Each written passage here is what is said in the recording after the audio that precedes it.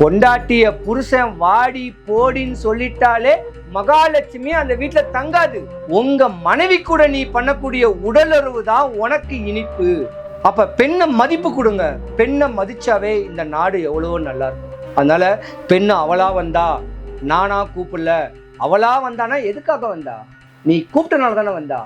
ஏன் உன் பொண்ணு உன் பொண்டாட்டி உன்னை துரோகம் பண்ணா நீ சும்மா இருப்பியா? ஆசை, கோபம், காமம் இருக்கத்தான் செய்யும். அதை அளவா வச்சுக்கோ, உன் வீட்டுல வச்சுக்கோ. அடுத்தவன்ட்ட ஏன் இது பண்ற? ஒரு பொண்ணு சாபம் விட்டா உன் வம்சாவளியவே அழிச்சிடும். சிவாய நம்ம கேம் சேஞ்சர் சேனலை பார்த்துக்கிற அனைவருக்கும் வணக்கம். நான் உங்க ஜோதிடர் கருப்புசாமி, கேஜிஎஃப். சரிங்க. இப்போ பார்த்தீங்கன்னா பெண்களுக்கு நடக்கக்கூடிய அநியாயங்கள் பற்றி ஆன்மீக ரிலேட்டடில் என்ன மாதிரியான தீங்குகள் வந்து சேரும் அப்படின்ற மாதிரி நம்ம சேனலுக்கு எடுத்து போகலான்னு இருக்கோம். சரி, அதுக்கான அநியாயத்தை பற்றி நீங்கள் சொல்லுங்கள். பொதுவாக பெண்ணே தெய்வம், நம்ம கும்பிடுற தெய்வம். பெண்ணை மதிக்கணும், பெண்ணுடைய பெருமையை போற்றணும். இது கண்ணகி வாழ்ந்த கற்பு கரசி உள்ள ஒரு நாடு நம்ம தமிழ்நாடு. அப்போ பெண்ணை நம்ம முறையான ஒரு அமைப்பில் அவங்கள ஊக்குவித்து, அவங்க ஒரு தன்மையை போற்றி, அவங்கள அரவணைச்சு, அவங்களுடைய தன்மையை பக்குவப்படுத்தி இருந்திருந்தா இந்த நாடு செல்வ செழிப்பாகவே வரும்.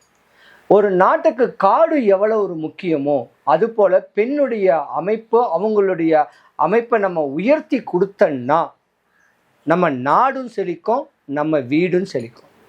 நம்ம குடும்பமே இருக்கு.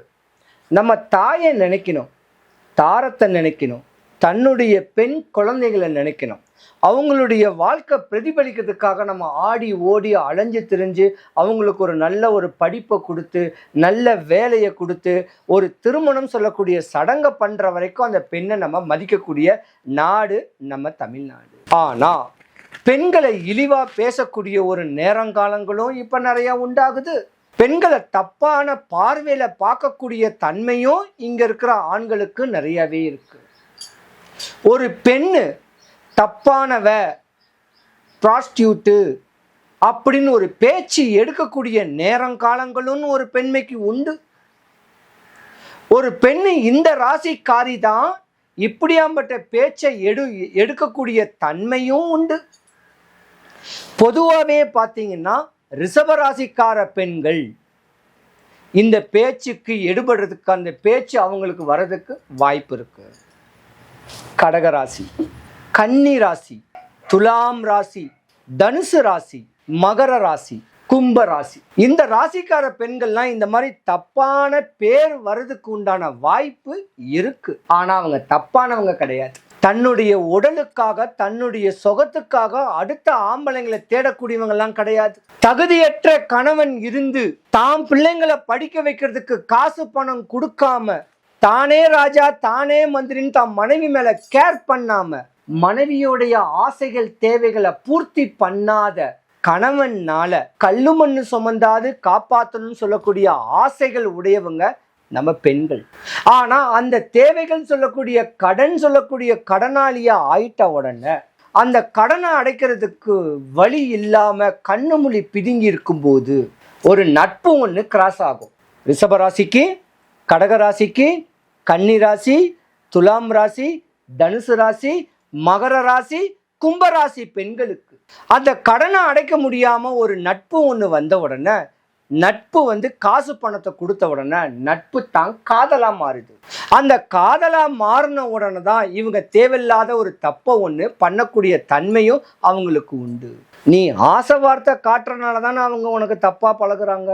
ஒரு ஆம்பளை கிட்ட காசு பணம் இருக்கும் போது அந்த காசை எப்படி செலவு பண்ணணும் தெரியாத ஆம்பளைங்க. ஒரு உதாரணம் சொல்றேன்.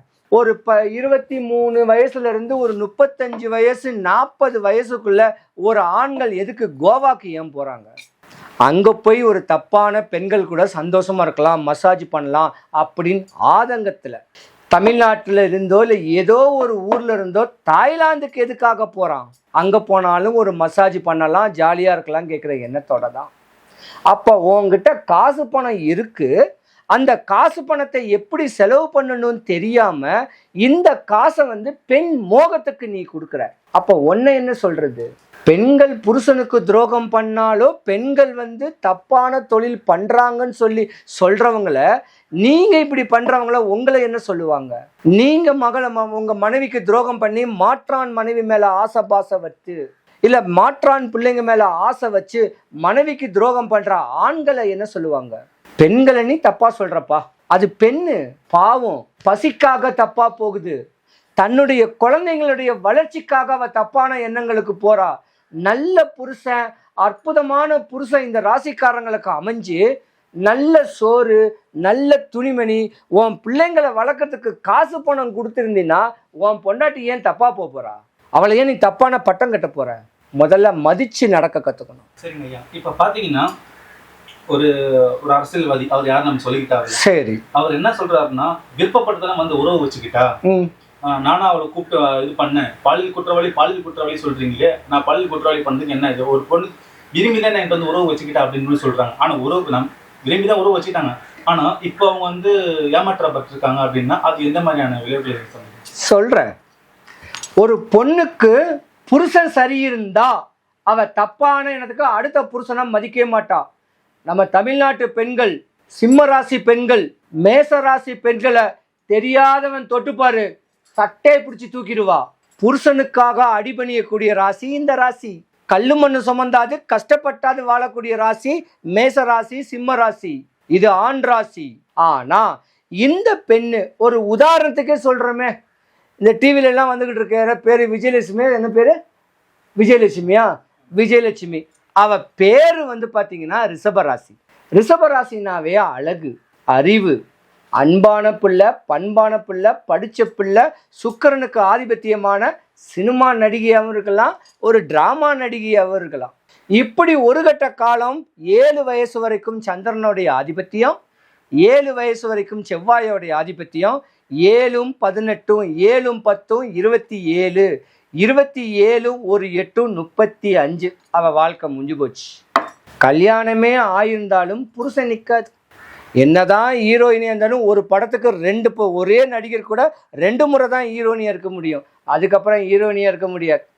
அப்ப 35 வயசு 30 வயசோட அவர் இல்லற வாழ்க்கை பற்றற்று போயிருது, கடனாளி ஆயிடுறா. அவளுடைய தேவைகள் பூர்த்தி ஆகிறதுக்கு பண தட்டுப்பாடு வருது. இப்படி பண தட்டுப்பாடு வரும்போது நண்பர்களாக தான் எல்லாரையும் காசு கேட்பான், இல்லை செலவுக்கோ இது மாதிரி கஷ்டப்படுறோன்னு கேட்டு நண்பராகத்தான் எல்லாரும் இருப்பாங்க. ஆனால் நண்பர் தான் காசு பணம் கொடுத்தவொன்னே இவ அடிமையாயிடுறாளேன்னு கேட்டு காதலாக மாறிடும். நாளைக்கு காதல் என்னவா ஆகும்? ஈடுபாடாக வந்துடும், அவளை அபகரிக்கிற மாதிரியான ஒரு தன்மை வந்துடும். அபகரித்த உடனே ஒரு கட்ட காலம் அவளுக்கு குருதசை நடக்கும். 16 வருஷம் வனவாசம் போகணும், எதுவும் இருந்தும் பலன் கொடுக்காது. அப்படி அந்த வனவாசம் குரு பகவான் கேட்டால் ஜாதகத்தில் வந்து தங்க நகை, குருனா பணம், குருனா காரு வீடு பங்களா. குரு கெட்டு போச்சு, அவளுடைய பொருளாதாரம் கெட்டு போச்சு. அப்போ அந்த பொருளாதாரம் கெட்டு போன நடிகை மேலே மோகங்கள் வந்து பல பேர் படுவாங்க. அப்போ அந்த மோகங்கள் படும்போது தேவையில்லாத ஒரு இன்ஸ்டன்ட், தேவையில்லாத ஒரு நட்பாக வந்த உடனே அது தொடரும் நினச்சிருப்பாங்க, அது தொடராது. இதுதான் அவளுக்கு நடந்திருக்கு. இருந்திருந்தாலும் பெண்ணை மதிக்கணும். நீ காசு பணம் கொடுத்து ஒரு பொண்ணுக்கிட்ட சுகம் அடையக்கூடாது. நீ காசு கொடுத்து அவளுடைய மனநோயை போக்கி கொடு, அவளுடைய தேவைகளை பூர்த்தி பண்ணி கொடு. ஒரு பெண்ணு தன்னை நம்பி இந்த மாதிரியான விஷயத்தை பண்ணும் போது அந்த பெண்ணுடைய பெருமையை நம்ம சொல்லணும். பொதுவாகவே பெண்ணை வந்து தப்பாகவே சொல்லக்கூடாதுங்க, தெளிவாக சொல்கிறேன். ப்ராஸ்டியூட்டு தெரியா அப்படி இப்படின்னு சொல்லவே கூடாது. ஒரு பொண்ணு, ஒரு ஆணு ஒரு மனைவியை வாடி போடின்னு கேட்டுட்டாலே மகாலட்சுமி அந்த வீட்டில் இருக்க மாட்டாங்க. பொண்டாட்டிய புருஷன் வாடி போடின்னு சொல்லிட்டாலே மகாலட்சுமி அந்த வீட்டில் தங்காது. ஆனால் ஒரு ஆணு அடுத்த பெண்களை பார்த்து நீ ப்ராஸ்டியூட்டு, நீ அப்படிப்பட்டவர் இப்படிப்பட்டவன் சொன்னான்னா அவன் வாழ்க்கையில் உச்ச நிலைக்கெல்லாம் போக முடியாது, தர டிக்கெட் ஆயிடுவாங்க. தேவர்களுக்கு அடியால் தான் அந்த காலத்தில் ஒரு விஷயமே இருக்கு. ராட்சசர்களும் தேவர்களும் பெண் மோகத்தில் இருப்பாங்க. ஏன் அந்த பெண் மோகத்தில் இருக்கா? தன்னுடைய தேவைகள் பூர்த்தி ஆகாதனால அந்த பெண் இந்த தப்பான விஷயத்துக்கு வரா. அவளை நம்ம போற்றணும், அவளை தெளிவுபடுத்தணும். இப்படி முறையாக பண்ணி பெண்ணுடைய பெருமையை நம்ம பேசக்கூடிய நாடு இங்கே. ஒரு பொண்ணு தப்பானவ, நீ இப்படித்தான், நீ அப்படித்தான், நீ காசுக்காக வரவ, நீ அதுக்காக வரவன்னு சொல்லக்கூடாது. வரா, நீ ஏன் அவளை அப்சர்வ் பண்ற? நீ எதுக்கு அவள் தேவைகளை பூர்த்தி பண்ற? உன்னை நான் அம்மாவா பார்த்துக்கிறேன், அப்பாவா பார்த்துக்கிறேன், அண்ணனா பார்த்துக்கிறேன், அக்கா தங்கச்சியா பார்த்துக்கிறேன்னு சொல்லி ஏன் உன் பொண்டாட்டிக்கு நீ துரோகம் பண்ற? உன் பொண்டாட்டியும் அழகு தானே, அவன் பொண்டாட்டியும் அழகா தானே இருக்குது. ஒரு படத்தில் சிவாஜியும் பத்மினியும் இருப்பாங்க தெரியுமா? சிவாஜி ஒரு நாட்டுக்கே அரசன், பத்மினி நடனத்தில் ஒரு பெரிய ஆள். அவர் நடனத்தை ரசிப்பாங்க. நடனத்தை சினிமாக்காரிய சினிமா கேட்டாவே மோகினி தாங்க. சினிமாக்காரர்கள் எல்லாருமே பெண்கள் எல்லாம் மோகினி தான். மேக்கப்பு தான் அழகோடு இருந்தால் தான் அவங்க ஹீரோயினி. அப்படி அந்த அந்த அம்மா நடனத்தை பார்த்து, பத்மினி நடனத்தை பார்த்து சிவாஜி மதிமயங்கிடுவார். மதிமயங்கின உடனே ஒரு வார்த்தை சொல்லுவாங்க, உன்னை நான் கெட்டிக்கிறேன், உன்னை நான் அந்த புறத்தில் வச்சுக்கிறேன், உன்னை நான் சேர்த்து எப்பயுமே இருந்துக்கிறேன், உன்னை விட்டு நான் பிரியவே மாட்டேன், என் நாட்டை தரேன், என் வீட்டை தரேன், என் சொத்தை தரேன், எல்லாத்தையும் நான் உனக்கு நான் அர்ப்பணிச்சிடறேன், நீ ஏன் கூட வாங்கிட்டு அந்த பத்மினியை சிவாஜி கேட்பார். அந்த பத்மினி அம்மா என்ன தெரியுமா சொல்லுவாங்க? ஒரு வார்த்தை சொல்லுவாங்க. 4-5-6 ஸ்வீட்டுங்களை அப்படியே அடுக்கி வைப்பாங்க. ஒரு ஸ்வீட்டாக கொடுப்பாங்க. ஐயா இதை சாப்பிடுங்கன்னு. ரொம்ப இனிப்பாக இருக்கேங்க பாரு, அதை சாப்பிடுவாங்க. இதுவும் நல்ல டேஸ்ட்டாக இருக்கேன்னு இப்படி சாப்பிட்ட உடனே இந்த இனிப்பு எப்படி இருக்குன்னு அப்படின்னு கேட்பாங்க. எல்லாமே ஒரே சுவை தான், இனிப்புகள் எல்லாமே ஒரே சுவை தான் சொல்ல. அந்த மாதிரி உங்கள் மனைவி கூட நீ பண்ணக்கூடிய உடலுறவு தான் உனக்கு இனிப்பு. மாற்றான் மனைவி மேலே நீ ஆசைப்பட்டாலும் அதே இனிப்பு தான். என்ன, நான் கொஞ்சம் கலராக இருப்பேன் அவ்வளோதான், அதனால உன் மனைவியை மட்டும் நீங்கள் நேசிங்க ஐயா, என்ன நேசிக்காதீங்கன்னு சொன்ன நாடு இது. ஒரு பொண்ணு பசிக்காக தான் ப்ராஸ்டியூட்டா போறா. தாம் பிள்ளைங்களை வளர்க்குறதுக்கு வழி தெரியாமல் அந்த பிள்ளைங்களை காலேஜ் படிக்க வைக்கிறதுக்கும் பெரிய படிப்பு வைக்கிறதுக்கும் பணம் இல்லாமல் தான் ஒரு பொண்ணு தப்பான இதுக்கு போறா. அவளை ஏன் தப்பா நினைக்கிறீங்க? அவளை போட்டுருங்க, உத்தமிங்க அவங்க. இந்த மாதிரி ஜாதகமே இருக்குது. அப்போ பெண்ணை மதிப்பு கொடுங்க. பெண்ணை மதிச்சாவே இந்த நாடு எவ்வளவோ நல்லா இருக்கும். அதனால பெண்ணு அவளா வந்தா, நானா கூப்பிடல, அவளா வந்தானா எதுக்காக வந்தா? நீ கூப்பிட்டனால தானே வந்தா. அந்த மாதிரி ஆண்கள் பெண்ணை மதிங்க. அவங்கவுங்க பொண்டாட்டியை மதிங்க. அவங்கவுங்க பொண்டாட்டி பிள்ளைங்களோட சந்தோஷமா இருங்க. இதே ஜாதக அமைப்பு, ஒரு ஜாதகனுடைய ஒரு பொண்டாட்டிக்கு ஒரு ஆணு துரோகம் பண்ணிட்டான். ஏன் உன் பொண்டாட்டி உன்னை துரோகம் பண்ணா நீ சும்மா இருப்பியா? நீ போற அடுத்த பொண்டாட்டிகிட்ட போற, அது உனக்கு இதா தெரியுது. உன் பொண்டாட்டி அடுத்தவங்கிட்ட போனா அவளுக்கு ப்ராஸ்டியூட்னு பேரா? நம்ம ஒழுங்கா இருக்கணும், ஆண்கள் ஒழுங்கா இருக்கணும். ஆசை, கோபம், காமம் இருக்கத்தான் செய்யும். அதை அளவா வச்சுக்கோ, உன் வீட்டில் வச்சுக்கோ. அடுத்தவன்ட்ட ஏன் இது பண்ற? காசு பணம் இருக்கா, 4 ஏழைகளுக்கு தானம் கொடு. உன் பிள்ளைங்க ஃபியூச்சருக்கு ஏதாவது ஒரு இன்வெஸ்ட்மெண்ட் போட்டு வை, இல்லை நகை நட்டு வாங்கி போடு. ஏன் பொண்ணை அபகரிக்கிற? பொண்ணை ஏன் அப்சர்வ் பண்றான்? ஆசை வார்த்தை ஏன் காட்டுற? காசுல ஏன் விளையாடுற? பணமே இல்லாம போயிடும். நீ தர டிக்கெட் ஆயிடுவீங்க பெண்ணை ஏமாத்தினீங்கன்னா.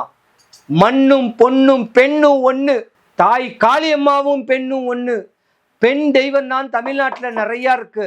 ஒரு பொண்ணு சாபம் விட்டா உன் வம்சாவளியவே அழிச்சிரும். பெண்ணின் சாபம் அப்பேற்பட்டது. கற்புக்கரசி கண்ணகியோடைய சாபத்துக்கு ஈக்குவல் பெண்ணுடைய சாபம்.